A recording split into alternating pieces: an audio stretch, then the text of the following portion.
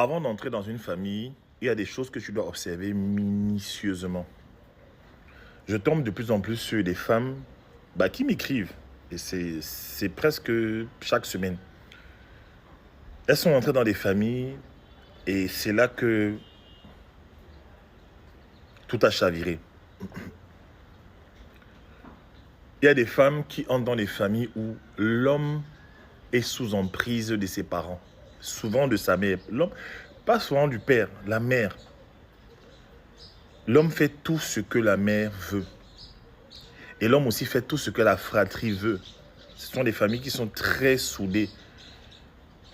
Mais souvent, ces familles-là ont une mauvaise philosophie de vie. Ils ont grandi avec. C'est des familles où il y a des groupes WhatsApp, par exemple. Mais on ne te mettra jamais dedans. Des familles où parfois, ça parle de toi, ça te critique, ça dit des choses sur toi. Tout le monde se permet de dire des choses. Et toi, tu es entré dans cette famille-là. Dans cette famille-là, l'homme ne va jamais violer les lois de sa famille, la philosophie familiale, à cause de toi. Même si ce que tu demandes est légitime. Même si ce que tu demandes est juste. Ce sera toujours toi contre sa famille. Et il va toujours s'aligner.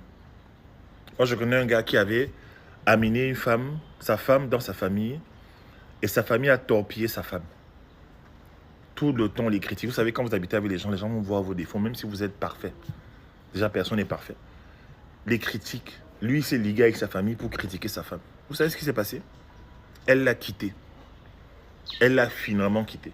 On a tout fait pour arranger. Ça n'a pas marché. Elle l'a quitté. Elle s'est retrouvée avec quelqu'un d'autre et elle a aimé. Malgré qu'ils avaient plusieurs enfants. Je vois beaucoup de femmes s'exciter pour le mariage. Vouloir plonger dans le mariage, rentrer dans le mariage sans réflexion.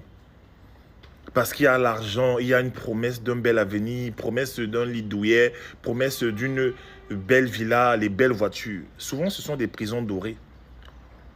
Donc, ce que je dois faire aujourd'hui, c'est que, avant de t'engager avec un homme, observe quel est le niveau de leadership de sa famille sur lui. Est-ce que c'est un homme qui a une personnalité? Est-ce que c'est un homme qui a ses opinions qu'il peut défendre bec et ongle? Est-ce que c'est un homme qui peut dire non à sa famille? Voilà ce que je veux faire en fait. Est-ce que c'est un homme qui est dans sa statue d'adulte et qui s'assume pleinement? Je continue un de mes élèves dernièrement qui est ingénieur déjà, il a plus de 24 ans je crois. Il vit chez lui, il a son appartement tranquille, mais la famille le fait toujours se sentir petit. Il doit toujours marcher sur les œufs, faire comme tout le monde. Et ça a commencé à développer en lui une colère. Et je l'ai coaché et je lui ai enseigné comment être respectueux, comment être dans l'honneur avec sa famille, mais tout en étant un individu qui a ses croyances, qui a sa volonté, qui est libre en fait. Et c'est en train de tout changer dans sa vie. Il a accepté tout. Tout et tout. D'accord? Observe bien l'homme avec qui tu veux te mettre. Est-ce qu'il est le genre, quand sa famille dit quelque chose, il obéit seulement? Quand sa mère dit quelque chose, il obéit seulement? Si sa mère décide de venir habiter chez vous, même 2 ans, il va seulement obéir. Il va tout faire pour que tu te soumettes. Observez ça dans les fiançailles. Les fiançailles, ce n'est pas les moments seulement pour faire l'amour. Voilà, déjà que dans les fiançailles, normalement, ce n'est pas fait pour faire l'amour, c'est fait pour se connaître. Hein, et après, bref, ça sont mes opinions religieuses. D'accord? Mais pendant les fiançailles, les gens, au lieu d'observer des sujets, la psychologie de l'autre, ils sont seulement en train de s'amuser. Non, observer des choses qui fâchent. J'ai écrit un livre, 50 questions à poser avant de dire oui. C'est un livre qui choque les gens, mais ça sauve. Ce livre-là, c'est l'antidote contre le divorce. Si tu lis le livre-là, tu vas comprendre que tu es en train d'aller dans quelque chose de dangereux. Je ne parle même pas des femmes qui partent habiter dans la maison de leur mari, soi-disant, j'arrive en Europe, je vais d'abord aller me chercher, vis d'abord avec ma famille. Tu veux partir avant ton temps? Hein? On va te livrer dans une famille. Hein? Tu vas vivre selon les humeurs de ta belle-mère, selon les humeurs des sœurs de ton mari. On va dire des choses sur toi, tu vas te défendre chez qui? Et vous les parents, vous qui laissez vos filles aller dans des familles comme ça, là, où on les torpille, on les méprise, soit disant parce qu'ils ont l'argent, les familles, là, il y a les familles, il y a les parents comme ça. Arrêtez ça, il y a des parents comme ça. Il t'envoie dans une famille, tu veux revenir, tu pleures, et retourne chez ton mari. On te dérange. Oui, parce qu'il y a l'argent. La pauvreté, là, c'est le début de la sorcellerie. Il y a des familles, parce qu'elles sont pauvres, elles vont manger un peu à gauche, à droite. Elles sont prêtes à livrer leurs enfants. Attention.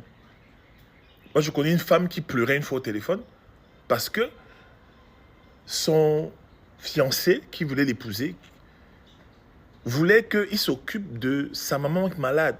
Elle s'occupe de sa maman malade. Elle devait laver sa maman malade, en fait. Donc, nue. Et elle a dit non, je ne veux pas avoir la nudité de ta mère, je ne veux pas. Il a mis la pression, il a commencé à la menacer. Si tu ne fais pas ça, c'est que tu ne m'aimes pas, machin, tout, je vais te quitter. J'ai commencé à rigoler. Bon, je ne pouvais pas lui dire de quitter. Hein. Je lui ai posé je lui ai exposé certains faits psychologiques. Elle a compris. Vous êtes là comme ça, là, parce que vous voulez entrer dans des familles riches. Vous devenez des serpillères. Comment on appelle ça? Des paillassons. Vous connaissez le paillasson, non? Hein? Voici le paillasson aussi chez moi.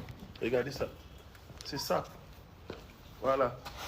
C'est pour monter sur les escaliers là. On piétine comme ça. On piétine ta tête. Parce que tu veux le mariage, on piétine ta tête. Voilà. Tu es prêt à tout. Ne faites pas ça. Ok? Tu es jeune, tu es belle, tu as plein d'avenir. Un homme doit pouvoir te défendre. Je vais vous expliquer une vérité. Il y a une saison de ma vie où j'entendais des gens parler sur moi et ma femme, dans ma famille, d'un côté de ma famille, du côté maternel. Et une fois, je l'ai amené en vacances en Angleterre et quelqu'un de la famille a dit oui, hein, il l'amène en Angleterre, il se prend pour qui, bref. J'ai confronté la famille. On s'est assis lors d'une assise. J'étais en colère. Et voici ce que je leur ai dit. Je leur ai dit, vous savez, vous pouvez vous moquer de moi tant que vous voulez. Vous pouvez me traiter de blédard, de tous les noms de villageois. Vous savez, quand tu arrives en France, la famille, parfois, ceux qui sont là-bas, ceux qui ont grandi là-bas, ceux qui sont nés là-bas, parfois, ils ont ce complexe de supériorité-là. On me traitait de blédard. Bah, le blédard s'en sort pas mal, hein. En tout cas, bref. On me traitait de blédard. Et j'ai dit, ce jour-là, il y avait la famille, les oncles, tout ça. Même ma mère était là. Je leur ai dit, écoutez-moi bien. Insultez-moi comme vous voulez. Mais celui qui va se lever contre ma femme, qui va essayer encore de dire la moindre chose contre mon épouse, vous allez me sentir sur vos têtes. Et oubliez que je suis chrétien. Oubliez-le. Je vais vous faire voir de quel bois je m'échauffe en fait. On ne manque pas de respect à ma femme. Je suis censé protéger ma femme. Et je protège ma femme contre tout. D'accord? Oui, je protège ma famille contre tout. D'accord? Ma belle-mère dit souvent qu'une chose qu'il ne faut pas faire avec William, c'est d'essayer d'attaquer sa famille. Tu vas me voir me transformer en fait. D'accord? Et ça a changé, ça s'est calmé. On ne l'a plus jamais dérangé. Oui, il y a toujours des choses dans la famille. Toujours les petites jalousies, les piques, les ceci, cela. Toi, tu prends ta femme, tu la mets dans une famille, on la torpille, on la méprise. Je ne parle même pas des hommes qui s'asseyent chez leur mère tout le temps. Ça soit juste ta mère. Oh, voilà encore ce qui s'est passé, non? Tu m'avais dit que... Voilà, tu es comme une femme, en fait. Un homme femmelette, un homme enfant. Oh, tu t'assois tous les jours chez ta mère pour qu'elle te fasse la sauce d'arachide. Elle te fasse le poulet. Soit disant, tu es en train de dire en fait que ta femme n'est pas assez bonne cuisinière, il faut aller chez ta mère. Comme ça, tu donnes l'opportunité, tu donnes du contenu à ta famille pour mépriser ta femme. Tu donnes du contenu à tes soeurs, à ta mère, pour qu'on torpille ta femme. Et après, vous étonnez que parfois les femmes vous quittent. Ou elles vous trompent, elles vous quittent. Non. Vous devez protéger ce que Dieu vous a donné. La Bible dit que l'homme quittera son père et sa mère, s'attachera à sa femme. Ok?